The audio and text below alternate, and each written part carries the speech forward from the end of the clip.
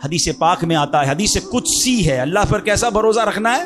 انا عند ظن عبدی بی، میں اپنے بندے کے گمان کے نزدیک ہوتا ہوں جو مجھ سے رکھے۔ مفتی احمد یار خان نعیمی اس حدیث پاک کے تحت فرماتے ہیں یہاں عبد سے مراد بندہ مومن ہے، یعنی بندہ میرے بارے میں جیسا یقین رکھے گا میں ویسا ہی اس کے ساتھ معاملہ کروں گا۔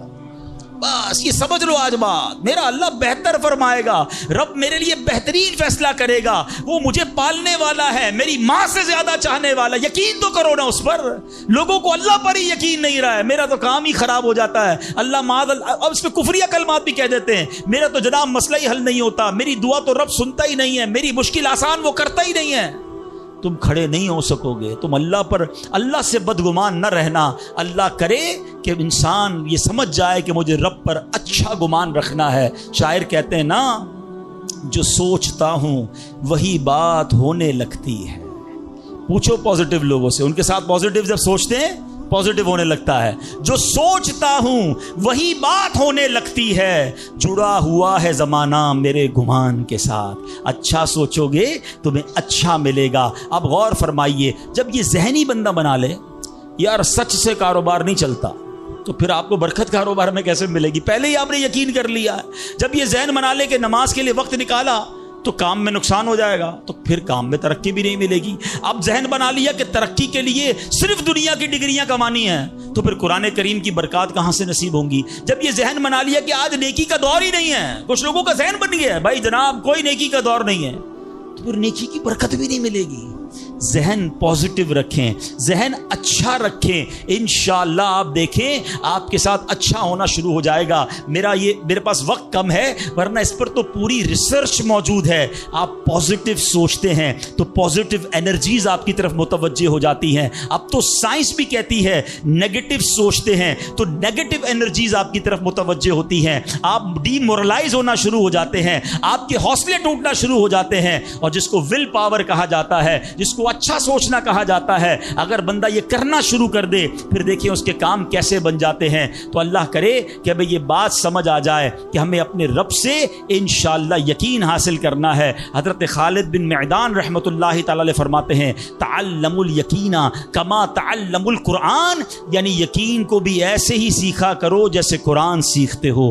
میں نے بھی اسے سیکھ کر حاصل کیا ہے۔ سبحان اللہ۔ اب یقین سیکھنے کے لیے، یقین حاصل کرنے کے لیے علماء نے بڑے طریقے لکھے۔ پہلے تو بندہ دعا کرے کہ اے اللہ مجھے اپنا یقین عطا فرما۔ بڑی پیاری دعا حضرت ابوبکر صدیق کیا کرتے تھے، اللہم حب لی ایمانا و یقینا و معافاتا و نیہ، اے اللہ مجھے پکا ایمان، پختہ یقین، عافیت اور سچی نیت عطا فرما۔ اللہ پاک سے دعا کرتے رہیں اور ایسے لوگوں کے ساتھ رہیں۔ آخری بات کر لیتا ہوں جناب، پرابلم پتہ ہے کیا ہے؟ ڈی مورلائز بندہ پتہ کہاں ہوتا ہے؟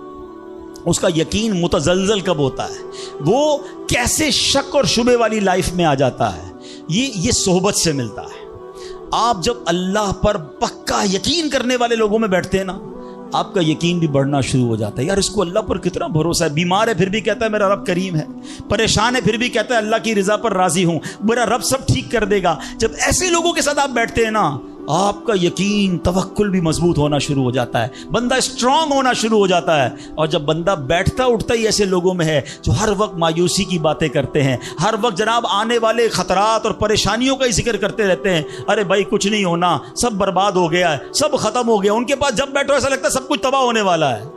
ایسے لوگوں کے ساتھ نہ بیٹھیں، حوصلے والے لوگوں کے ساتھ بیٹھیں، توکل والے لوگوں کے ساتھ بیٹھیں، اللہ سے محبت کرنے والوں کے ساتھ بیٹھیں، پھر دیکھیں انشاءاللہ آپ کے کام کیسے سیدھے ہو جائیں گے۔ ایک آخری بات چلے کر لیتا ہوں، اللہ پر بھروسہ، اللہ کے فیصلوں پر یقین کیسے حاصل ہو؟ مجھے یہ کیسے پتا چلے کہ یار یہ چیز میرے لیے بہتر ہے؟ میں نے کئی بار اپنے بیانات میں یہ اگزامپل دی ہے، میں دوبارہ دے دیتا ہوں، شاید کسی کے دل پر اثر کر جائے۔ میں مثال دیتا ہوں، ہمیں بعض اوقات بندہ پتہ ہے اللہ سے یقین کہاں ٹوٹتا ہے؟ جب بندہ دعائیں مانگتا ہے، التجائیں کرتا ہے، بڑی رو کر التجا کرتا ہے، مصیبت میں ہوتا ہے، اس کو کوئی چیز چاہیے ہوتی ہے اور اس کو نہیں ملتی ہے، بندہ کہتا ہے رب تو میری سنتا ہی نہیں ہے، اتنی دعائیں کی، مسجد میں جا کے کی، مکے مدینے میں جا کے کی، فلاں بزرگ سے بھی دعا کرے، نہیں ہو رہا میرا کام۔ جب بندے کا کام نہیں ہوتا نا تو اس کو لگتا ہے کہ یار میں اللہ پر کیسے بھروسہ کروں؟ یہاں جا کر شیطان حملہ کرتا ہے۔ اب آئیے اس وسوسے کو کیسے ختم کریں. آپ میں سے کئی ایسے مجھے نظر آ رہے ہیں جو والد ہوں گے یا بڑے بھائی ہوں گے. آپ کا کوئی چھوٹا بیٹا یا چھوٹا بھائی ہو اور بیمار ہو جائے, اس کو بخار ہو جائے, گلا خراب ہو جائے, اور وہ رونے لگے کہ ابو میں نے آئس کریم کھانی ہے, میں نے ٹھنڈا شربت پینا ہے. اچھا بتائیے, آپ اسے ٹھنڈا شربت پلائیں گے؟ وہ رو رہا ہے آپ کے سامنے, آئس کریم کھلائیں گے اسے؟ جواب دیجئے نہیں. وہ رونے دیں گے آپ اس کو؟ آپ کا ایک دوست برابر میں بیٹھا ہو اور کوئی کہے یار کیسے ظالم ابو ہیں, بچہ رو رہا ہے, دے دینا اسے آئس کریم.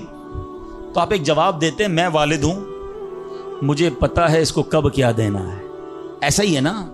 اب ذرا دل پر ہاتھ رکھ کے میرا جملہ سننا, تم والد ہو, تمہیں پتا ہے بیٹے کو کب کیا دینا ہے. میرے مالک کو نہیں پتا مجھے کب کیا دینا ہے. میں رو رہا ہوں, میں گر گڑا رہا ہوں, میں تڑپ رہا ہوں, وہ نہیں دے رہا. ارے یہی بہتر تھا. ہو سکتا ہے کہ میں جو مانگ رہا ہوں مجھے مل جاتا تو وہ میرے لیے اور برا ہوتا. علماء کہتے ہیں کسی کا امیر ہونا اس کے لیے اچھا ہے, کیونکہ وہ غریب ہوگا تو وہ ایمان سے متزلزل ہو جائے گا. کسی کا غریب ہونا اس کے لیے اچھا ہے, کیونکہ اگر اسے مال دے دیا جائے گا تو اس کا ایمان چلا جائے گا, وہ غلط کاموں میں پڑ جائے گا. کسی کو اولاد دینا اس کے لیے اچھا ہے, اور کسی کو بے اولاد رکھنا اس کے لیے اچھا ہے. ہو سکتا ہے بیٹا ایسا ہونے والا ہو جو بڑا ہو کے باپ کو ہی مار کے گھر سے نکال دے. کیا ہم نے نہیں دیکھے ایسے واقعات؟ ایسی اولاد نہیں دیکھی جو ماں باپ کو قتل کر دیتی ہے؟ لوگ کہتے ہیں اس سے بہتر تو بچہ ہی نہ ہوتا. ارے رب بہتر جانتا ہے مجھے کیوں بیٹا نہیں مل رہا, مجھے کیوں بیٹی نہیں مل رہی, مجھے کیوں اولاد نہیں ہو رہی, مجھے کیوں مال نہیں مل رہا, میں اب تک گھر کیوں نہیں لے سکا. ہو سکتا ہے میرے رب نے اس کے بدلے میرے لیے بہت ساری نعمتیں رکھی ہوں. کاش یہ بات سمجھ آ جائے. مجھے ایک بات بتاؤ نا, میری ماں, آپ کی ماں, دنیا میں سب سے زیادہ ہم سے پیار کون کرتا ہے؟ ہماری ماں کرتی ہے. کبھی ماں ہمارے لیے غلط فیصلہ کر سکتی ہے؟ نہیں کر سکتی. ارے جو ماں میرا اچھا سوچتی ہے, اس ماں کے دل میں جس نے ممتا ڈالی ہے, جو کروڑوں ماؤں سے زیادہ مجھے چاہنے والا ہے, وہ میرے بارے میں کیوں نہ اچھا فیصلہ فرمائے گا. کاش یہ یقین آ جائے کہ جو رب نے کیا ہے وہی بہتر کیا ہے. سبحان اللہ. زندگی کا ایک اصول بنا لو, میرا کام, جب آپ کا کام ہو جائے نا تب بھی کہو اللہ کا شکر ہے, اور جب کام نہ ہو کہو جب بھی اللہ کا شکر ہے. میرے لیے یہی بہتر ہوگا. آپ مزے میں آ جاؤ گے. اللہ سے دوستی کر لو. اے میرے رب, جو تو نے فیصلہ کیا میں اس پر راضی ہوں. آپ کسی ٹینشن میں نہیں رہو گے. ہمارا پرابلم پتہ ہے کیا ہے؟ ڈیفنس کے لوگ جانتے ہیں, کبھی گزرتے ہوں گے نا ڈیفنس کی گلیوں سے, یار یہ پلاٹ بہت اچھا مل رہا تھا, 4 سال پہلے یہ ریٹ تھا, میں لے لیتا, آج تو کتنی پرائس ہو گئی. یار وہ گاڑی 1 مہینہ پہلے لینے والا تھا, نہیں لی, گورنمنٹ نے پرائس بڑھا دی. یار یہ فیکٹری میں پہلے خرید لیتا. اسی ٹینشن میں رہتے ہیں, یہ کر لیتا, وہ کر لیتا. ارے نہیں کیا, نہیں ہوا, وہی میرے لیے بہتر تھا. جو رب نے دیا وہی میرے لیے بہتر ہے. خدا کی قسم, جس دن اللہ پر بھروسہ سیکھ لیا, رب سے دوستی کر لی, رب کے فیصلوں پر اطمینان تمہیں حاصل ہو گیا, زندگی کے بہت سارے غم ختم ہو جائیں گے. جو بھی ہوگا وہ رب کی طرف سے ہے. ارے جب حضرت ابراہیم آگ میں ڈالے جا رہے ہیں, جبریل امین آ کے پوچھتے, بتاؤ اے ابراہیم تمہاری کوئی مدد کر سکتا ہوں, کوئی حاجت ہے؟ فرماتے مجھے کوئی حاجت نہیں. کہا اللہ سے تو کہہ دو کہ رب دیکھ رہا ہے, اس کا دیکھنا میرے مانگنے سے بہتر ہے. ہائے ہائے اللہ, حضرت ابراہیم کے اس یقین کا کوئی ذرہ عطا فرما دے, اس توکل کا کوئی حصہ عطا فرما دے. باتیں تو ہم بڑی بڑی کرتے ہیں, مگر جب سر پہ پڑتی ہے, جب کوئی مشکل آتی ہے, پھر ہمارا یقین ہل جاتا ہے. اللہ مجھے بھی اور آپ کو بھی اپنی سچی محبت عطا فرمائے, سچا یقین عطا فرمائے, سچا بھروسہ عطا فرمائے. اور یقین کریں جس دن رب پر بھروسہ مل گیا, آپ کی مشکل, آپ کی غم کی آگ باغ بننا شروع ہو جائے گی, آپ کی مشکلیں آسان ہونا شروع ہو جائیں گی. حضرت ابو مسلم خولانی رحمۃ اللہ تعالی علیہ, ان کو امت کا حکیم کہا جاتا تھا. بڑے کمال کی شخصیت اور بڑے عقل مند اور دانا تھے. آپ کے دور میں, آپ یمن میں رہتے تھے اور آپ تابعی بزرگ ہیں. تابعی کس کو کہتے ہیں؟ جس نے کسی صحابی کو ایمان کی حالت میں دیکھا ہو اور اس کا خاتمہ بھی ایمان پر ہی ہوا ہو. تابعی, سبحان اللہ, وہ تابعی بزرگ تھے, یمن میں رہتے تھے. آپ کے دور میں ایک شخص تھا اسود انسی. اس بندے نے معاذ اللہ نبوت کا جھوٹا دعویٰ کر دیا, اور ایک دن زبردستی آپ کو اپنے پاس بلایا اور پوچھا کہ کیا تم گواہی دیتے ہو کہ محمد صلی اللہ تعالی علیہ وسلم اللہ کے رسول ہیں؟ کہا ہاں بالکل, میرے آقا علیہ الصلوۃ والسلام اللہ کے نبی ہیں, سچے نبی ہیں, وہ میرے آقا ہیں, میں ان پر ایمان رکھتا ہوں. تو پھر وہ کہتا اچھا یہ گواہی دیتے ہو کہ میں بھی اللہ کا رسول ہوں؟ حضرت ابو مسلم خولانی کہتے ہیں کہ میں نے نہیں سنا تم کیا کہتے ہو، یعنی سنا ہی نہیں اس کی بات، سنی انسنی کر دی۔ اسود انسی کو بڑا غصہ آیا، اس نے فوراً حکم جاری کیا کہ بڑی اور خوفناک آگ جلائی جائے۔ آگ جلائی گئی، ابو مسلم رحمت اللہ تعالی کو اس دہکتی آگ میں ڈال دیا جائے، حکم دے دیا۔ آپ کا ایمان ٹس سے مس نہیں ہوا، آپ کھڑے رہے اور آپ کو اٹھا کر آگ میں ڈال دیا گیا۔ سبحان اللہ، جس رب نے حضرت ابراہیم کے لیے آگ کو ٹھنڈا کیا تھا نا، گلزار کیا تھا، ابو مسلم خولانی رحمت اللہ تعالی کے لیے بھی وہ آگ سلامتی والی ہو گئی، بالکل صحیح سلامت آگ سے باہر آ گئے۔ اسود انسی نے جب یہ دیکھا کہ یہ اتنی بڑی کرامت، اب یہ لوگوں کو پتہ چل جائے گا تو میری تو نبوت کا جو دعویٰ ہے وہ بیڑا غرق ہی ہو جائے گا، تو ان کو آزاد بھی کر دیا اور کہا کہ فوراً یہاں سے آپ چلے جائیں۔ تو آپ کو یمن سے نکال دیا، آپ یمن سے نکلے اور مدینہ منورہ حاضر ہو گئے۔ غلامی میں نہ کام آتی ہے شمشیریں نہ تدبیریں، غلامی میں نہ کام آتی ہیں نہ شمشیریں نہ تدبیریں، جو ہو ذوق یقی پیدا تو کٹ جاتی ہیں زنجیریں، کوئی اندازہ کر سکتا ہے اس کے زور بازو کا، نگاہ مرد مومن سے بدل جاتی ہے تقدیر۔ ایک قافلہ تھا، 3 افراد ہیں، بلکہ اس میں سبحان اللہ 4 افراد ہیں، حضرت ابراہیم، حضرت اسماعیل، بی بی ہاجرہ، اور چوتھے کون تھے؟ حضرت جبرائیل۔ حضرت جبرائیل راستہ بتا رہے ہیں، یہ پورا قافلہ پیچھے پیچھے جا رہا ہے۔ کہاں جا رہا ہے؟ حضرت جبرائیل سے حضرت ابراہیم کو اتنا شوق تھا، پوچھتے ہیں اے جبرائیل ہماری منزل آ گئی؟ کہتے ہیں ابھی اور آگے، ہماری منزل آ گئی؟ کہتے ہیں ابھی اور آگے۔ لکو دک صحرا میں ایک ٹیلے پر جا کر، کون سی جگہ تھی جہاں آج مکہ آباد ہے؟ کچھ بھی نہیں تھا، کعبہ بھی نہیں تھا، اسی ٹیلے والی جگہ پر بعد میں کعبہ بنایا گیا۔ بالکل صحرا ہے، نہ پانی ہے نہ کھانا ہے۔ حضرت جبرائیل نے بتایا اے ابراہیم تمہارا مقام آ گیا ہے۔ حضرت ابراہیم کی اطاعت دیکھیں کہ وہ بیٹا جو 99 سال کی عمر میں دعاؤں کے بعد ملا ہے، حضرت اسماعیل آپ کو 99 سال دعا کرتے کرتے گزر گئے، پھر ملے تھے، مگر حکم کیا تھا کہ اپنے بیٹے کو، اپنی زوجہ کو وہاں چھوڑ آؤ۔ حضرت ابراہیم اپنی زوجہ کو، اپنے بیٹے کو جب چھوڑ کر جاتے، تھوڑے سے کھجورے ہیں، پانی ہے، تو بی بی ہاجرہ کیا کہتی ہیں؟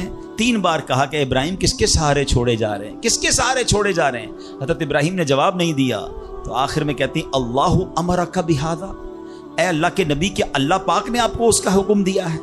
آپ نے کہا مجھے رب نے حکم دیا ہے۔ اب یقین دیکھیں اس خاتون کا، اس ماں کا یقین دیکھیں جس کا چھوٹا بچہ ساتھ ہے، دودھ پیتا بچہ ساتھ ہے، نہ کوئی انسان نہ پرندہ۔ مگر جب حضرت ابراہیم نے کہا نا کہ ہاں رب کا حکم ہے، تو کیا کہا؟ اے اللہ پاک کے نبی، اگر یہ اللہ پاک کا حکم ہے تو پھر آپ خیر سے جائیں، اللہ ہمیں ضائع نہیں کرے گا۔ رب کا حکم ہے نا، پھر کھانا بھی اسی نے دینا ہے، پانی بھی اس نے دینا ہے، ہماری حفاظت بھی اسی نے کرنی ہے۔ آئے ہائے، یقین کیسا تھا کہ وہ رب رحمان قدرتوں والا ہے۔ اللہ وہ ہے جو مردے سے زندہ نکال سکتا ہے، اللہ وہ ہے جو دن سے رات کو بناتا ہے، رات سے دن کو بناتا ہے، اللہ پاک وہ ہے جو بنجر زمین کو سرسبز و شاداب بنا دیتا ہے، یہ وہی رب ہے جو صحرا سے چشمے نکال دیتا ہے۔ اللہ پر یقین تھا کہ اگر پانی نہیں تو کیا ہوا، پانی بھی اسی کی نعمت ہے، وہی عطا فرمانے والا ہے۔ ارے یہاں کھانا نہیں تو کیا ہوا، رزق دینے والا تو موجود ہے، سبحان اللہ۔ اور ایسا ہی ہوا، کہا اب خیر سے جائیے، اللہ ہمیں ضائع نہیں کرے گا۔ کیا خوبصورت شعر ہے نا، یقین مثل خلیل آتش نشینی، یقین مثل خلیل آتش نشینی، یقین اللہ مستی خود گزینی، سن اے تہذیب حاضر کے گرفتار، غلامی سے بدتر ہے بے یقینی۔ کیا ترجمہ ہوا اس کا؟ اس کا معنی کیا ہوا؟ یقین کیا ہے؟ حضرت ابراہیم کی طرح بے خطر، بغیر ڈرے آگ میں کود جانے کا نام یقین ہے۔ یقین کیا ہے؟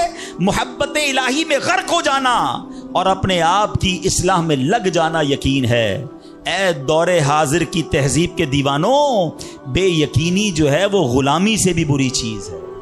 آج بے یقینی کی فضا کیسی ہے، یقین ہی نہیں ہے کسی کو، تذبذب، ٹینشن، اللہ پر، دین پر، اپنے دنیا کے معاملات پر یقین ہی نہیں ہے کسی کو، ہر وقت فکروں میں گھرا ہوا ہے۔ اے میرے پیارے اسلامی بھائیوں، آج غربت عام ہے، مشکلات ہیں، ہر دوسرا آدمی مشکلات میں پھنسا ہوا ہے، لڑائی جھگڑے ہیں، نا اتفاقی ہے، دنیا میں کئی جگہ تو مسلمان بیچارے ظلم و ستم کا شکار ہیں۔ اللہ پاک ان کی غیب سے مدد فرمائے۔ الحمدللہ مسلمانوں نے تاریخ میں شاندار کارنامے سر انجام دیے ہیں. اللہ کریم نے مسلمانوں کو بڑی شان و شوکت سے نوازا ہے, مگر اب حالات کسی اور طرح کے چل رہے ہیں. کبھی غور کیا اس کی وجہ کیا ہے؟ اس پر تجزیہ کیا جائے تو ایک بڑی وجہ سامنے یہ آتی ہے کہ مسلمانوں میں بے یقینی بڑھا دی گئی ہے. پیارے آقا مکی مدنی مصطفیٰ صلی اللہ تعالی علیہ وسلم کا ذرا فرمان سنیے. مشہور صحابی حضرت ابو ہریرہ رضی اللہ تعالیٰ عنہ اس حدیث کے راوی ہیں. رسول ذیشان مکی مدنی سلطان صلی اللہ تعالی علیہ وسلم نے فرمایا ما اخاف علی امتی الا ضعف الیقین. آقا فرماتے مجھے اپنی امت پر خوف نہیں ہے مگر یقین کی کمزوری کا, یعنی اور کوئی خوف نہیں ہے. یہ امت ایسا نہیں ہوگا کہ شرک میں مبتلا ہو جائے گی. فرمایا میری امت اللہ پاک کا انکار نہیں کرے گی, ہاں میری امت کو جو بڑا مسئلہ درپیش ہوگا ان کا یقین کمزور ہو جائے گا, ان کا بھروسہ کمزور ہو جائے گا. ایک اور حدیث پاک سنیے. آقا فرماتے ہیں نجا اول هذه الامه بالیقین والزہد. اس امت کے پہلے لوگ یقین اور دنیا سے بے رغبتی کے ذریعے نجات پا گئے. ویہلک آخر هذه الامه بالبخل والعمل. اور اس امت کے جو آخری لوگ ہوں گے کنجوسی اور لمبی امیدوں کے سبب ہلاک ہو گئے. پہلے والے یقین کی وجہ سے کامیاب ہو گئے. کیسا یقین تھا؟ 313 تھے نا, مگر بھروسہ رب پر کیسا تھا کہ فرشتوں کی فوج مدد کے لیے آ جاتی ہے. اور بعد والے فرمایا کنجوسی ہوگی, لمبی امیدیں ہوں گی. کنجوسی کیوں ہوتی ہے؟ مال خرچ کروں گا ختم ہو جائے گا, یقین نہیں ہے نا, یہ پیسے چلے جائیں گے. زکات نہیں دیتے لوگ, اللہ کی راہ میں خرچ نہیں کر رہے, لمبی امیدیں بنائی, یقین نہیں ہے. کاش یہ بات سمجھ آ جائے کہ میرے اور آپ کے نصیب میں جو رزق لکھا ہے وہ لکھا ہوا ہے, وہ ہمیں مل کر رہے گا, مگر اسی کی ٹینشن میں زندگی گزر رہی ہے. بے یقینی کی کچھ مثالیں میں آپ کو سمجھاتا ہوں. ابھی تک شاید کچھ لوگ کہہ رہے ہوں گے یار یہ بات تو ٹھیک کر رہے ہیں, بے یقینی ہونی نہیں چاہیے, مگر ہمیں تو بے یقینی نہیں ہے. اب میں کچھ ایگزامپل کے ذریعے سمجھاتا ہوں. ہم مانتے تو ہیں اللہ پاک رزق دینے والا ہے, ٹھیک ہے, پھر بھی مال کے پیچھے مارے پھرتے ہیں. کوئی لندن پیرس کے ساتھ خواب دیکھ رہا ہے, کشتیوں کے اندر بیٹھ کر. پچھلے دنوں واقعات ہوئے نا, پیسے دے کر وہ ڈنکی لگا کر جاتے ہیں, کوئی راستے میں مر جاتا ہے, کوئی کشتی میں بیچارے ڈوب گئے. کیوں؟ یقین نہیں ہے ادھر پیسے نہیں ملیں گے ادھر پیسے ملیں گے, کسی طرح ادھر چلا جاؤں یا مر جاؤں گا بھوکا.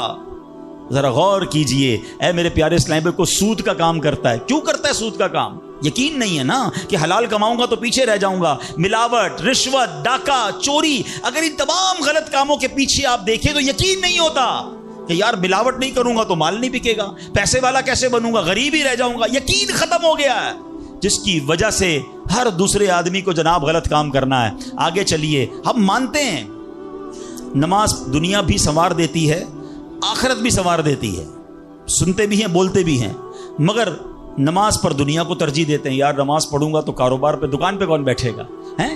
نماز پتہ ہے آخرت اور دنیا سنوار دے گی, یقین نہیں ہے.